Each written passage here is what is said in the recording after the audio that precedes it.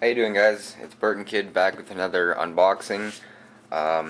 This is a woodworking unboxing for the Kreg Master System Jig. It's the K4MS Pocket-Hole Jig. It's not a new system, but it's new to me because I've been wanting one for a long time, and I picked this one up for a smoking deal. Alright, so let's get further into the unboxing. As you can see, it's the Master System. It has everything pictured, plus a free mini jig. So it includes this nice heavy-duty case right here. It's actually upside down. Open it up, and there's the jig. So you get a skills builder quick guide for the Kreg jig, which is the instructions are in there to assemble it to. The portable jig, box of goodies, and the jig itself. In the box we will have the dust shroud and the vice grips to clamp your pieces, and that's it. Alright, so when we open the box, we will get the 3/8 inch step bit for the pocket holes, the clamp for the jig, a spacer block 1/2 inch, work support block, and work stop for multiple jigs or pocket holes of the same length. A variety of sample screws Kreg includes in their kit, and then they expect you to go out and buy more, which when you buy in the bulk you will end up saving more. Thumb screws, collet, an Allen wrench and stuff for assembly. That's just for the micro jig that they include, and there's the micro jig for single pockets taken around the shop with you. 2.5 inch red Robbie and a 6 inch. Wood plugs and plastic plugs. Again, it's just little samples of what they have available. Okay, so let's move all this aside. Alright, so we're back with the Kreg jig assembled. It's very straightforward and easy. So here's the clamp assembly. You get 4 screws and 4 nuts. They're recessed in the bottom of the jig like that. Snug them down and they're good to go. Now your clamp here is adjusted to your stock. So mine right now is set up for 3/4, and you can loosen it and screw it in for 1 inch, 1.5 inch, whatever, or unscrew it for smaller stuff. Okay, so that'll probably be about 1/2 inch there, and then you get the idea. Okay, now here's your thumb screw, one of the thumb screws that was in the package, and that is a stop for your depths on the side here. As you can see, we can go from 1/2 inch all the way up to 1.5 inch material, and at the back there is holes for your stops, so you don't have to be right on all the time. So we'll go back down to 3/4, snug the screw up, and you'll feel it bottom out. So that means you're all the way in the hole and you're good to go. Okay, now here is a work support and a stop at the same time. So we have the jig set up here. We move this to the side, flip it down, all over exaggerate. But if we had really long stock, okay, and it was hanging, 3, 4, 5 feet over for like bigger stuff, You can buy these, or you can use the one that come with it if you need more, and it's a stop, or like a support.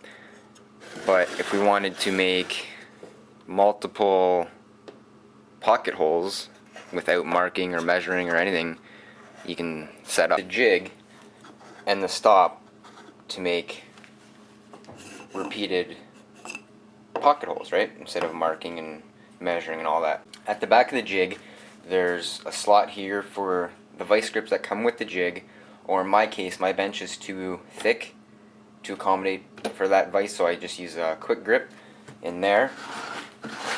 And this is where the shop vac dust collection shroud just clicks in, and it will accommodate a 1 3/16 inch shop vac connection. And then that will just take all the sawdust out the back in those holes, and that will also prolong the life of your bit, as they are $23 each. You want to have it last as long as you can. Alright, so we're almost ready to get working. We have the jig set up with the clamp. We have our drill guide set to 3/4 of an inch. Our clamp is set to 3/4 of an inch material in there. And now we just have to set our drill bit. On the jig, there's these two slots here that look like the step bit. Okay, they're there for a reason. Because on the right side, we go from 5/8 all the way up to 1 3/8, so like 7/8, inch, 1 1/8, 1 3/8.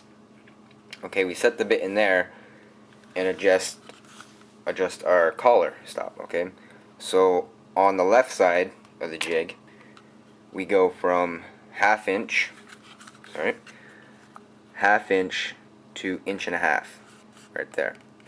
Okay, what we have to do is take our drill bit, take the step of the drill bit where it goes down to the smaller portion of the bit, and set it to our thickness of the material. So in this case it's 3/4.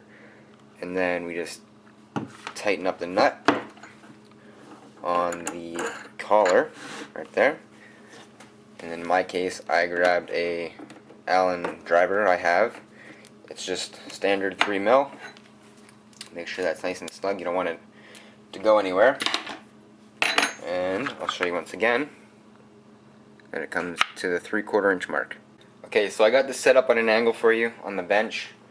I got my quick grip holding the jig in place. Alright, got the drill with the step bit, and then the impact with the Robbie.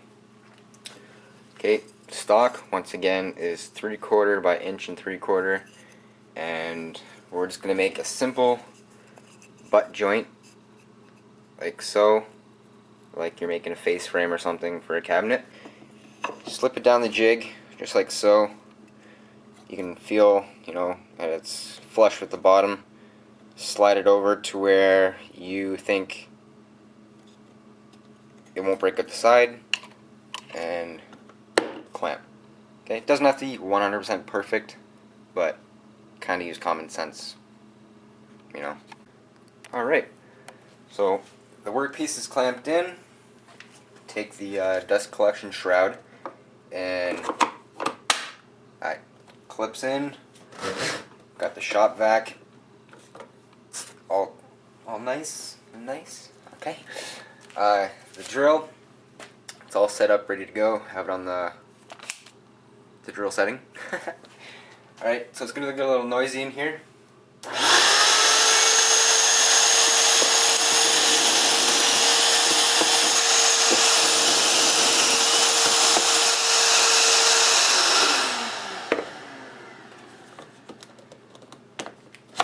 Alright, so you can just connect your hose, shroud will come off, unclamp,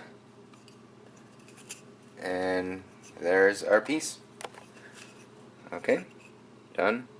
See, it's could have slid over a little tiny bit more, but yeah. With that all said and done, Kreg includes this nice little chart for your screw lengths and material thickness. So we are working with 3/4 inch which is 19 mil. Look over, 1.25 inch screws. Okay. They include 4 different kinds of screw types and lengths. We have fine thread, which is for hardwoods, and actually tells you like oak, ash, maple, hickory, cherry, mahogany. And coarse threads, which is like your softwoods, right? Pine, which we're using, cedar, basswood, poplar, which poplar is a hardwood, believe it or not, plywood, melamine, and particle board. Okay, so now we know that we need 1.25 inch screws. Look over here, we have our little packages, 1.25 inch, coarse thread, and I already opened the package. So we need 2 of those, right? Done and done. And the screw types, Kreg has like zinc for indoor, stainless for outdoor, and also the blue coated ones would be for strictly outdoor where moisture is going to get at them. Okay, so the screws just slip in just like that. As you can see, there's a hole in there. Slip in, grab our clamp, which Kreg has supplied. Line your joints up and clamp. So the clamp's on, and basically it's straightforward. No glue needed. You can use glue if you want, but there's no glue needed. And simple. Don't have to over ream it to where it's gonna slide out the other side, but just snug. You'll feel the change. That's where the flathead is engaging the bottom of your hole, and if done correctly, you should have no pop outs. Okay, nice and flat and square, really strong. Obviously if I ream on it really hard it's gonna break because it's pine, but that's pretty straightforward. Alright, one thing Kreg didn't look at is their storage for this system. Okay, everything does fit in here, but it's not really organized. You know, you got your portable pocket guide over your vice grips, and you know, your bits in there on the corner.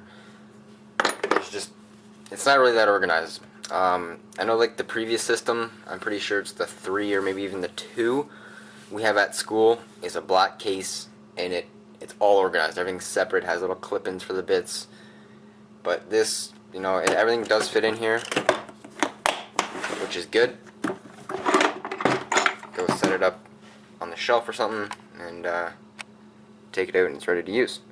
Okay, so I hope I covered everything on the Kreg jig that I wanted to, and yeah, so thanks for watching. Rate, comment, and subscribe.